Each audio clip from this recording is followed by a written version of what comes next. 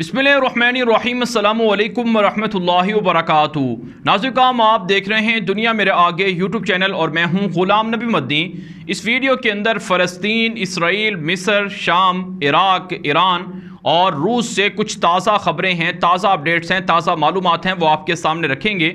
आप जानते हैं हमारे इस चैनल की खूबी ये रही है कि हम दुनिया भर से जो बड़ी बड़ी ख़बरें होती हैं उन पर आपके सामने हक़ाइक़ रखते हैं। लेकिन आप जानते हैं कि गुज़श्ता 2 महीनों से अफ़गानिस्तान का इशू दुनिया का सबसे बड़ा इशू था, सबसे बड़ा मसला था।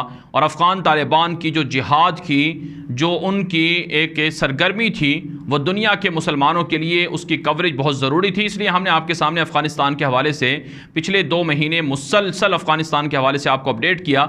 लेकिन अब आपको अफ़गानिस्तान के हवाले से भी और इसी तरह से दुनिया के दीगर ममालिक के हवाले से, जैसा कि कश्मीर है, फ़लस्तीन है और दीगर जगहों से भी जो ताज़ा ख़बरें होंगी वो आपके सामने हम रोज़ाना की बुनियाद पर इंशाअल्लाह रखा करेंगे। तो नाज़रीन, सबसे पहले फ़लस्तीन से मस्जिद अक़सा के हवाले से कुछ ताज़ा ख़बर आपके सामने रखते हैं। नाज़रीन, एक ख़बर ये सामने आ रही है कि मस्जिद अक़सा में यहूदियों के हमलों में इजाफ़ा हो चुका है और रोज़ाना शिद्दत पसंद यहूदी मस्जिद अक़सा पर हमला कर रहे हैं और हकूमती सरपरस्ती भी शिद्दत पसंदों को हासिल है। हर यहूदी ये समझता है कि मस्जिद अक़सा को गिराकर यहाँ पर थर्ड टेम्पल तामीर होना चाहिए। उनका अकीदा और नज़रिया ये है कि जब तक मस्जिद अक़सा को नहीं गिराया जाएगा, जब तक यहाँ पर थर्ड टेम्पल तामीर नहीं होगा, दुनिया भर के अंदर यहूदियों की आलमी हुकूमत नहीं आएगी और दुनिया के अंदर यहूदी इसी तरह से ज़लील व रुस्वा होते रहेंगे और पिटते रहेंगे और खुदा की नाराज़गी उनके साथ रहेगी और खुदा उनसे राज़ी नहीं होगा। दुनिया के अंदर बसने वाले हर यहूदी का यही नज़रिया है। यही वजह है नाज़रीन, पिछले 1.5-2 सालों से मस्जिद अक़सा के ख़िलाफ़ साजिशें तेज़ हो चुकी हैं। आप जानते हैं मई के अंदर मस्जिद अक़सा पर हमले हुए थे, रमज़ान के अंदर जब मुसलमानों को एतकाफ़ के दौरान हमले के ज़रिए से शहीद किया गया, उनको मारा पीटा गया। फिर इसी तरह से आप जानते हैं कि हमास और इसराइल के दरमियान बराह रास्त जंग भी शुरू हुई थी और उसके अंदर हमास ने जो मिज़ाइल हमले किए थे उससे इसराइल के होश ठिकाने आ गए थे। लेकिन अब नाज़रीन, जैसे ही इसराइल की नई हुकूमत बनी है, इसराइल की नई हुकूमत के अंदर नफ्ताली बेनेट जो वहाँ के नए वज़ीर आज़म हैं उनकी जानिब से शिद्दत पसंदों को उकसाया जा रहा है। मुख्तलिफ़ तंजीमें हैं, मुख्तलिफ़ जमातें हैं जिसमें कटर किस्म के अल्ट्रा आर्थोडॉक्स यहूदी भी हैं।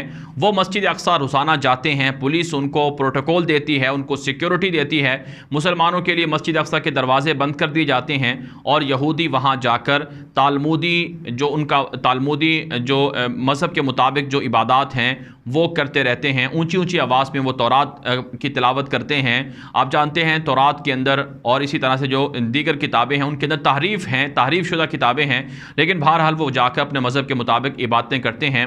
जो फ़लस्तीन के अंदर बसने वाले मुसलमान हैं वो ये बताते हैं कि अब यहूदी एलानिया अपनी इबादात करते हैं, ऊंची ऊंची आवाज़ों से वो तालमुद को पढ़ते हैं, तौरात को पढ़ते हैं और इसी तरह से मुसलमानों पर आवाज़ें कसते हैं। मस्जिद अक़सा के अंदर आंसू गैस की शेलिंग होती है। नाज़रीन, मस्जिद अक़सा और फ़लस्तीन के मुसलमान बताते हैं कि दरअसल जो मुसलमान मुल्क हैं उनकी जानिब से मस्जिद अक़सा को भुला दिया गया है। मस्जिद अक़सा के हवाले से अब उस तरह से आवाज़ नहीं उठती है। इस वजह से यहूदियों को और जुर्रत मिली है और वो मुसलमानों के ख़िलाफ़ मस्जिद अक़सा के अंदर अपने असर रसूख को बढ़ाने के लिए कोशिश हैं। यहाँ तक कि नाज़रीन, अब मस्जिद अक़सा की तक़सीम की बात भी की जा रही है कि मस्जिद अक़सा को तक़सीम कर दिया जाए, एक हिस्सा मुसलमानों को दे दिया जाए और एक हिस्सा यहूदियों को दे दिया जाए ताकि लड़ाई भी ना हो और मुसलमान और यहूदी आपस में एक दूसरे के ख़िलाफ़ नफ़रत भी ना कर सकें। नाज़रीन, सच्ची बात यह है कि मस्जिद अक़सा को गिराना यहूदियों के प्लान का हिस्सा है। मौजूदा वज़ीर आज़म नफ्ताली बेनेट, अगरचे इनके पास 6 सीटें हैं कैनेसेट की, पार्लियामेंट की, लेकिन ये कटर किस्म के यहूदी हैं। ये पहले भी बयान दे चुके हैं कि हम मस्जिद अक़सा को गिराएंगे और एक भी मुसलमान को, फ़लस्तीनी को यहाँ पर नहीं रहना चाहिए और सारा का सारा ख़ित्ता, सारा का सारा मुल्क ये इसराइल होना चाहिए, यहाँ पर फ़लस्तीन को ज़िंदा नहीं रहना चाहिए। नाज़रीन, इसराइल के यहूदियों का ये भी नज़रिया है کہ جو موجودہ فلسطین ہے، جس میں مغربی پٹی ہے، جسے ویسٹ بینک کہا جاتا ہے، اور جو غزہ کا علاقہ ہے، یہ سب اسرائیل کا حصہ ہو، اور اسی طرح سے شام بھی اور عراق بھی، سعودی عرب کے شمال کے حصے اور مصر کے حصے، یہ بھی ایک طرح سے اسرائیل کے زیر اثر ہوں، جسے گریٹر اسرائیل کہا جاتا ہے۔ تو گریٹر اسرائیل کا ہونا اور تھرڈ ٹیمپل کا تعمیر ہونا، یہ یہودیوں کے خواب کا حصہ ہے، یہ یہودیوں کے نظریے کا حصہ ہے، اور یہودی اس کے لیے دن رات ایک کر رہے ہیں۔ لیکن دوسری طرف سے ناظر کرام، مسلمان خواب غفلت میں ہیں، اور مسلمانوں کی جو حکومتیں ہیں اسلامی ممالک کے اندر ہے، وہ اپنے اندرونی مسائل کے اندر، داخلی مسائل کے اندر الجھی ہوئی ہیں، جو قابل افسوس بات ہے۔ روزانہ ہم خبریں دیکھتے ہیں، روزانہ خبریں آ رہی ہیں کہ مسجد اقصیٰ کے اندر یہودی مسلمانوں پر حملہ کر رہے ہیں، اور یہودی فلسطینیوں کو گولیاں مار کر شہید کر رہے ہیں۔ یہی حال کشمیر کے اندر ہو رہا ہے، لیکن آواز نہیں اٹھ رہی ہے۔ اس لیے ناظرین کرام، اب لوگوں کی توقعیں، فلسطینی مسلمانوں کی توقعیں، کشمیری مسلمانوں کی توقعیں جو افغانستان کے طالبان ہیں ان سے وابستہ ہو چکی ہیں، اور افغانستان کے طالبان کو مجاہدین اور وہاں کے لوگ آئیڈیل مان رہے ہیں کہ ان کو دیکھ کر ہمیں بھی انہی کی طرح اپنی جو جہادی سرگرمیاں ہیں، جو آزادی کی جنگ ہے، اسے شروع کرنا چاہیے۔ ناظرین کرام، اس کے علاوہ ایک اور خبر سامنے آ رہی ہے کہ اسرائیل کے نئے وزیر اعظم نفتالی بینٹ نے دورہ کیا ہے مصر کا، اور شرم الشیخ کے اندر جو وہاں کا شہر ہے، وہاں ڈکٹیٹر عبد الفتاح السیسی سے ملاقات کی ہے، اور شاندار پروٹوکول دیا گیا ہے۔ یہ اسرائیل کے وزیر اعظم کا پہلا اعلانیہ دورہ ہے۔ اس سے قبل جو نیتن یاہو وزیر اعظم تھے، وہ بھی مصر کا خفیہ دورہ کرتے رہے ہیں اور رابطے رہے ہیں، لیکن بہرحال نفتالی بینٹ کا یہ اعلانیہ دورہ تھا۔ ناظرین کرام، مصر کے اندر ڈکٹیٹر عبد الفتاح السیسی کی حکومت ہے، جس نے محمد مرسی کا تختہ الٹ کر اقتدار حاصل کیا تھا، اور اخوان المسلمین کے مسلمانوں کو شہید کیا تھا، اور اب بھی کئی رہنما اخوان المسلمین کے جیلوں کے اندر ہیں، اور اس وجہ سے ڈکٹیٹر عبد الفتاح السیسی پوری دنیا کے مسلمانوں کی نظروں میں ایک مجرم اور ایک ڈکٹیٹر اور ایک قاتل شخص ہیں، اور آپ جانتے ہیں ایسے شخص سے فلسطینی مسلمانوں کو بھی کوئی خیر کی توقع نہیں ہے۔ نفتالی بینٹ کا دورہ مصر دراصل یہ مزید اسرائیل اور مصر کے تعلقات کو پروموٹ کرنے، ان کے درمیان تجارت کو بڑھانے، اور مسجد اقصیٰ اور فلسطین سے مسلمانوں کو بے دخل کرنے کے حوالے سے سامنے آیا ہے۔ اس لیے مسلمانوں کو اس حوالے سے بھی جاگنا چاہیے۔ ناظرین کرام، ایک اور خبر اب بات کر لیتے ہیں، ایک اور خبر کی جو عراق اور ایران سے متعلق ہے۔ ایک خبر سامنے آ رہی ہے کہ عراق نے ایرانیوں کے لیے ویزے بند کر دیے ہیں، کیونکہ عراق کی سڑکوں پر لوگوں کا احتجاج زور پکڑ رہا ہے کہ ایران ہمارے ملک کے وسائل کو لوٹ رہا ہے، اور ایران ہمارے ملک کے داخلی معاملات کے اندر دخل اندازی کر رہا ہے، سلامتی کے لیے خطرہ ہے۔ لہٰذا ایران کے لوگوں کو جو عراق کے اندر آتے ہیں زیارت کے نام پر کربلا اور دیگر جگہوں پر، تو ان کو یہاں کے ویزے نہ دیے جائیں اس طرح سے جس طرح سے کہ وہ آزادی سے گھومتے پھرتے رہیں اور عراق کے اندر پراپرٹی اور دیگر چیزیں حاصل کرتے رہیں۔ ناظرین کرام، آپ یہ بات اچھی طرح سے جانتے ہیں کہ عراق کے جو مسلمان ہیں ان کو امریکہ نے 2003 میں صدام حسین کی حکومت کا تختہ الٹنے کے لیے انہیں ایک طرح سے جنگ کا ایندھن بنایا، اور پھر داعش کو 2007-8 کے بعد کھڑا کیا گیا، تو داعش نے عراق کے مسلمانوں کا خون بہایا۔ امریکہ اگرچہ اب عراق کے اندر اپنی جنگ کو کم کر چکا ہے، فوجی وہاں پر امریکہ کے موجود ہیں 2-3 ہزار فوجی، لیکن بہرحال امریکہ نے عراق کو تہس نہس کر کے ایران کو قبضہ کروانے میں مدد فراہم کی ہے، اور اس وقت عراق کی عوام کا مطالبہ ہے کہ ہمارے ملک کے اندر مہنگائی ہے، بے روزگاری ہے، اور اس کے پیچھے ایران کا برابر کا ہاتھ ہے، ایران برابر کا ملوث ہے۔ عراق کے جو نئے وزیر اعظم ہیں مصطفیٰ کاظمی، انہوں نے دورہ بھی کیے ہے ایران کا 2-3 روز پہلے، اور نئے ایرانی وزیر اعظم جن کا نام ابراہیم رئیسی ہے ان سے ملاقات بھی کی ہے، لیکن عراق کی جو عوام ہے وہ یہ بات کہہ رہی ہے کہ عراق کے اندر سے ایران کو نکالنا چاہیے، ان کو ہمارے معاملات کے اندر مداخلت کرنے کی اجازت نہیں دینی چاہیے۔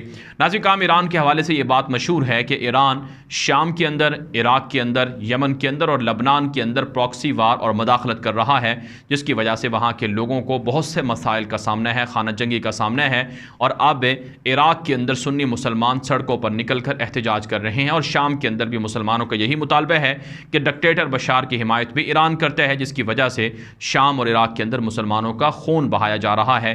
لہٰذا عراق کو مداخلت بند کر دینی چاہیے، یہ خبر سامنے آ رہی نہیں ہے۔